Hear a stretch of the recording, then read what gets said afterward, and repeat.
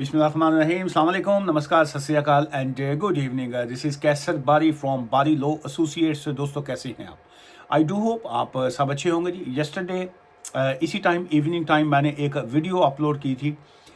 वो था जी lawful 10 years residency root जो है कि अगर कोई शख्स जो है if someone is living lawfully inside the country for 10 years तो वो अपनी ILR जो है इंडेफिनिट लीव टू रिमेन जो है वो कैसे ले सकता है या उनके लीगल राइट्स जो हैं वो क्या है। आज जो है इस चैप्टर पे बात करेंगे कि एक शख्स जो है वो यूके में रहता है लेकिन उसके पास कोई स्टेटस नहीं है। वो चाहे स्टार्टिंग में लॉरी के थ्रू आया, इलीगल एंट्रेंट हुआ, उसके पास किसी का बच्चा बन के आया, या वो किसी ना किसी तरीके से जो है वो यूके में एंटर हो गया।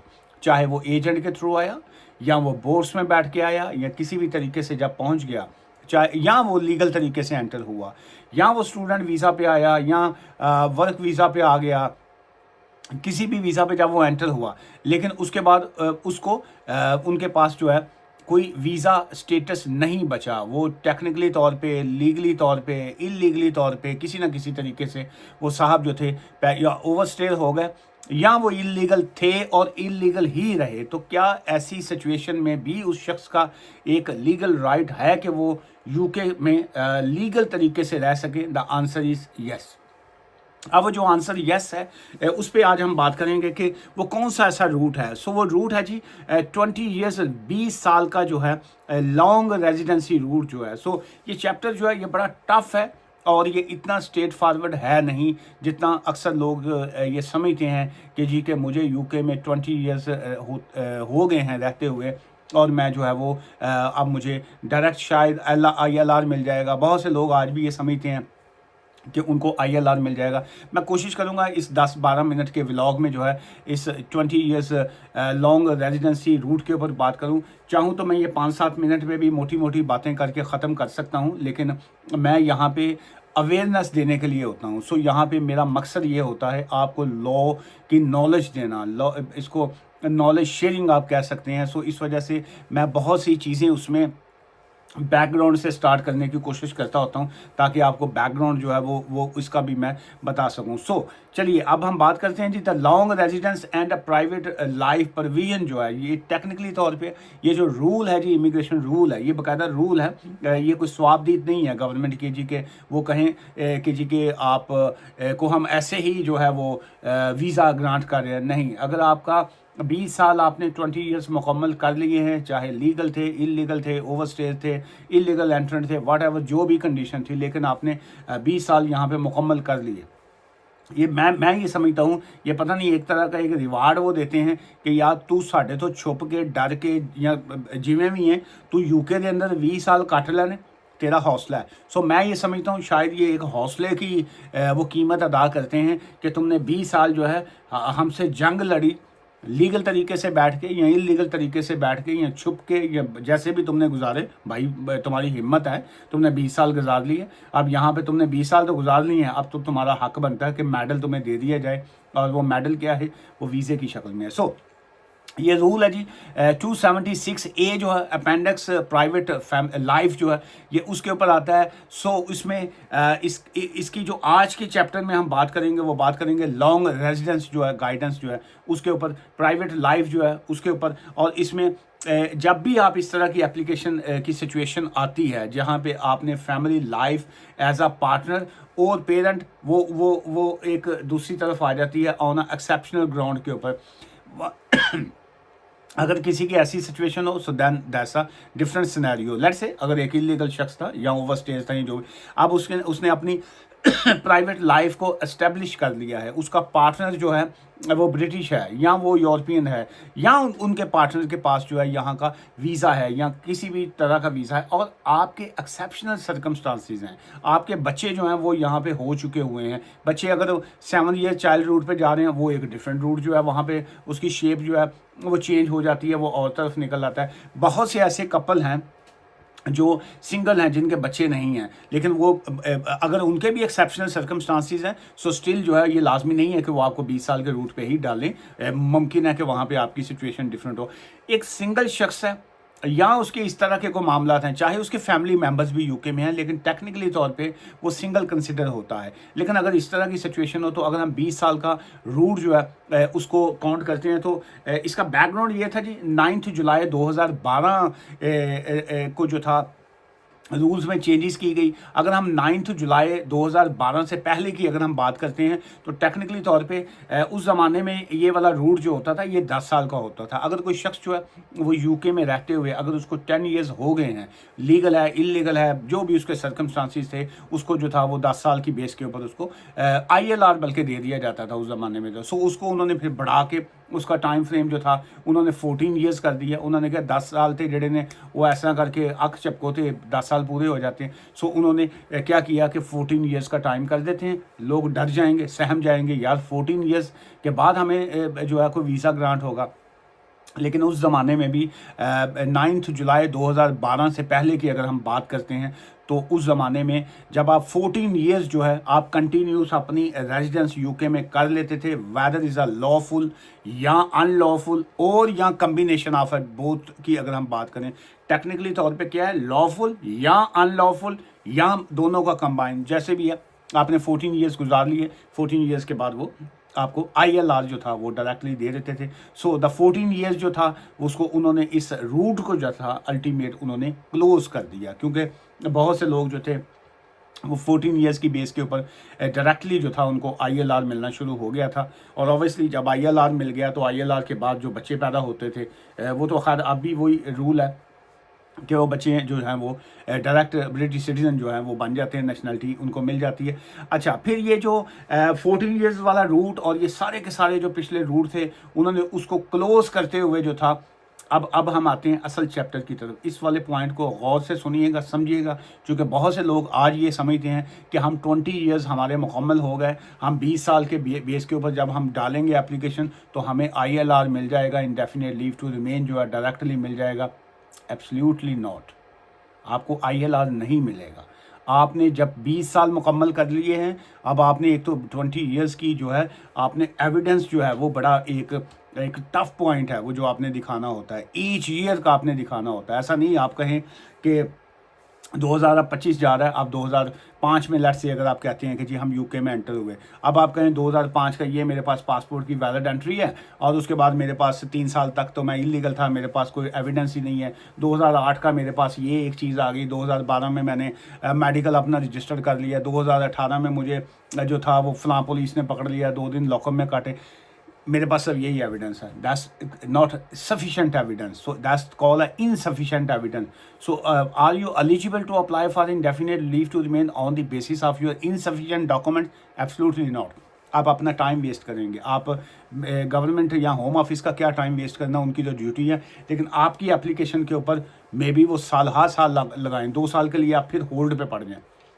यहाँ पे आपकी ड्यूटी ये बनती है कि आप you need a proper solid वकील जो है जिसको अंडरस्टैंडिंग हो कि जी आपका करना क्या है। जैसे वो होता है ना कि जी के 100 सुनियाज दी थे, एक लोहार दी। सो ये 20 साल का जो रूट होता है, आपको एक लोहार की जो जड़ी चंगी सट है ना ਤੁਹਾਨੂੰ वो चाहिए। So if you want a proper solid and good case.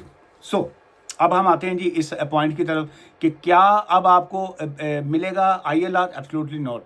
20 साल के बाद जब आप अपना डालेंगे केस, टेक्निकली तौर पे आप ये बनता है आपका 30 ईयर्स रूल आपका एक्चुअली बन जाता है, क्योंकि 20 साल के बाद जब आपकी एप्लीकेशन कामयाब हुई, जब आपका सक्सेसफुल एप्लीकेशन हो जाती है, तो वो आपको 10 साल के रूट के ऊपर वो डालते हैं, वो आपको 2.5 साल का जो है वो वीज़ा ग्रांट करते हैं। सो दैट्स मीन टेक्निकली तौर पे आपको यूके में 20 साल तो खैर आप इनसाइड ही कंट्री गुजारेंगे, लेकिन जब आपको 10 साल का रूट वाला वीज़ा मिल जाता है, सो देन ऑब्वियसली आप जो है आउटसाइड दी कंट्री जो है वो बिल्कुल आप जा सकते हैं जी। अच्छा, ये वाला रूल कब से लागू है जी? ये वाला जो रूल है ये इन्होंने 12 जुलाई 2012 के बाद जो भी एप्लीकेशन जाएगी वो टेक्निकली तौर पे अब आपकी 20 ईयर्स रूट के ऊपर ही जो है वो जाएगी। अच्छा, अब हम आ जाते हैं जी इस पॉइंट के ऊपर कि क्या ये जो अंडर रूल 276B जो है which requires 10 years long continuous and lawful residence जो है,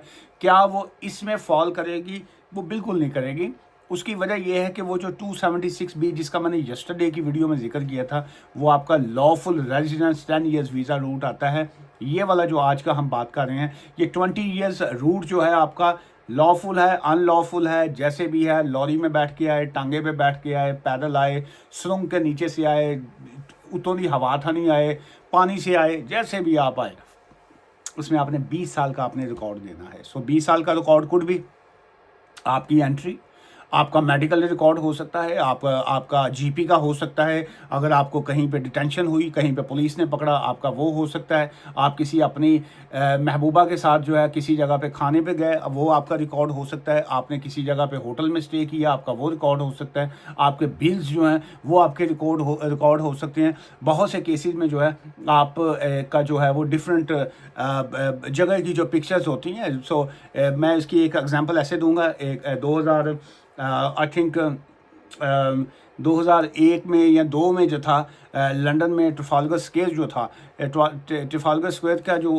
कबूतरां वाली एक जगह होती थी, वहाँ पे पिजन्स जो थे वो बहुत ज़्यादा होते थे, जैसे शाहरुख खान का गाना भी है ना, सो वो दिल वाले दुल्हनियाँ ले जाएं, तो वो वाला वहाँ पे ओपन पिजन्स जो थे वो होते थे।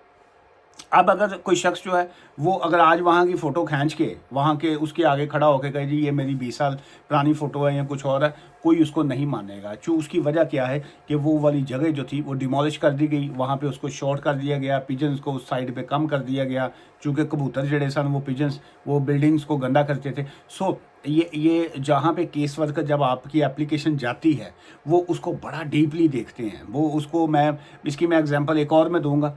मैं एक साहब थे, वो रिफ्यूज़ल एक मरतबा एक लेके आए, LGBT के केस के हवाले से थी, तो वो बताया उन्होंने, ऑब्वियसली प्राइवेसी होती है, कॉन्फिडेंशियलिटी होती है। मैंने कभी भी किसी क्लाइंट का, मैं हूँ या कोई भी वकील हो, कभी भी नाम नहीं लेता, लेकिन मैं इसलिए चीज़ें शेयर करता होता हूँ ये, ताकि बहुत से लोगों को अवेयरनेस हो। टेक्निकली तौर पे आपको रास्ता दिखाना होता है, अदरवाइज़ कई लोग बहुत सियाने होते हैं, उनको रास्ता दिखाने की ज़रूरत नहीं होती। सूरज नू चंद नू रास्ता विखान, कई लोग तो ऐसे हैं वो सूरज को बताते हैं भाई रोशनी तुम कहाँ से लो, इतने क्लेवर कौम है आज की। एनीवेज वो उनकी कोई वीज़ा की एक्सपायरी के 2-4 दिन रह गए थे, तो आजकल कई हमारे दोस्त वकील भी तो बड़े उस्ताद हैं, वो उन्होंने कोई अच्छे खासे पैसे वैसे ले लिए उनसे, और उनका असाइलम क्लेम जो था वो LGBT की बेस के ऊपर डाल दिया, और उनको कहा 2 दिन तुम्हारे रह गए हैं, तुम जाओ 2-4 क्लबों में जाओ, फ़ोटो शोटो खींचो अपनी, सारे ने पीती हुई है, तुम ही नाल खड़ोई, यानी फ़ोटो शोटो खींच के तो लेके आजा फाइल तेरी, ऐसे करके लगाएंगे। अब वो लगा रही, उसके बाद जो भाई साहब का रिफ्यूज़ल आ गया। अब मुझे जब उन्होंने रिफ्यूज़ल लेटर अपना दिखाया, मैंने यूँ करके, अब आप नलायक आदमी हूँ मैं, लेकिन मेरे जैसे नलायक आदमी ने विद इन 30 सेकंड में, 1 मिनट की भी बात नहीं करूँगा, विद इन 30 सेकंड, बल्कि 30 सेकंड भी शायद ज़्यादा, मैंने वो पिक्चर देखी है, 1 सेकंड में मैंने पकड़ लिया 5 से 10 सेकंड में कि आपका रिफ्यूज़ल जो है वो ठीक आई है। द रीज़न इज़ कि आप किसी पब में, क्लब में जाके आपने वो गे के साथ या बाकियों के साथ जो पिक्चर्स बनाई, जैकटा तुसी चेंज करी गए हो हर 5, 7, 10, 15 तस्वीरों में, एक में वो पहन लिया, उतार के दूसरी पहन ली, तीसरी पहन ली, 3-4 जैकटें ले गए होंगे आप, शर्ट चेंज कर ली, क्विकली वॉशरूम में जाके सारा। भाई साहब आप शूज़ चेंज करना भूल गए। वो उन्होंने जो तस्वीरें आपको दी होंगी सिस्टम पे डाल के जूम देखी कि यार तू 1.5 साल तो तू गे में, या 1.5 साल से तू एज ए LGBT केस कर रहा है ये सारा, तो 1.5 साल जो पब में जाने का तुझे पता है, क्लबों में जाने का पता है, जुत्ती तू एक ही पाई हुई है, तो भाई साहब जूता भी चेंज कर लेना सी, पैंट भी चेंज कर लेनी सी, कच्छा भावें ना चेंज करो, कच्छे का की पता चलना है, अंडरवेयर पहने रखे हुए। सो इसलिए ये एग्जाम्पल देने का आपको मकसद है कि जब आप किसी भी केस में जब कोई एविडेंस आप देते हैं, सो उस एविडेंस के हर तस्वीर के एक फ्रंट पेज नहीं होता, तस्वीर के 2 रुख होते हैं, एक फ्रंट और एक बैक, लेकिन इसके साथ साथ जो है उसी तस्वीर के 4 कॉर्नर्स भी होते हैं, 4 कोने भी होते हैं। सो इसलिए आपने उस तमाम 4 कोनों को भी पकड़ना होता है। एनीवे ये जो लॉन्ग रेजिडेंसी वाला रूट है, इसके ऊपर आज मैं इतनी सी बात करना चाह रहा था। इसी से रिलेटेड अगर आप सवाल करेंगे तो मैं उसको नेक्स्ट वीडियो में शामिल करेंगे। आजकल जो ये मेरे व्लॉग्स हैं, मैं इसी पे ही बात कर रहा हूँ। यस्टरडे वाले व्लॉग के नीचे कुछ दोस्तों के जो सवाल थे 10 ईयर्स वीज़ा रूट वाले, उसको मैं कल की वीडियो में मैं शामिल करूंगा, क्योंकि उस पर मैं जवाब दूंगा। लेकिन उसी वीडियो के ऊपर कुछ बेतुके से सवाल थे, बेतुके तो नहीं थे लेकिन वो रेलिवेंट नहीं थे उस वीडियो के, इसलिए मैं उनको इग्नोर करूँगा। इसी से रिलेटेड सवालात होगा 10 ईयर्स और 20 ईयर्स लॉन्ग रेजिडेंसी के ऊपर, उसको कल की वीडियो पे बात करेंगे। दुआ में याद रखिएगा। और आगे 2 दिन है, वीकेंड है, छुट्टी है, सैटरडे संडे हमारा ऑफिस क्लोज होता है जी। मंडे टू फ्राइडे 9:30 AM से लेके 5:30 PM तक हम काम करते हैं। ऑफिस अपॉइंटमेंट के और फ़ोन एडवाइस की फ़ीस चार्ज करते हैं, लेकिन फ़ोन एडवाइस जो होती है वो वीकेंड के ऊपर भी अर्जेंट केसेस में जो है मैं ओपन रखता हूँ। आप चाहे, मैं बार बार ये हर वीडियो में मैं इसलिए बताता होता हूँ पाकिस्तान का खासकर, क्योंकि पाकिस्तान में लोग समझते हैं कि वकील यूके के वेले हैं, जब चाहे इनको मैसेज करेंगे ये फ्री में उठ के सारा कानून हमें बताएंगे। बिल्कुल मैं तो नहीं बताता जी, मैं पैसों के बगैर नहीं चलता हूँ। अपॉइंटमेंट बुक किया करें, फिर मुझसे एडवाइस लिया करें, और ड्यूरिंग उस सेशन जो है मैं बड़ी अच्छे तरीके से और बड़ी ईमानदारी से एडवाइस देता हूँ। दो में याद रखिएगा। ठीक है, बाय फॉर नाउ।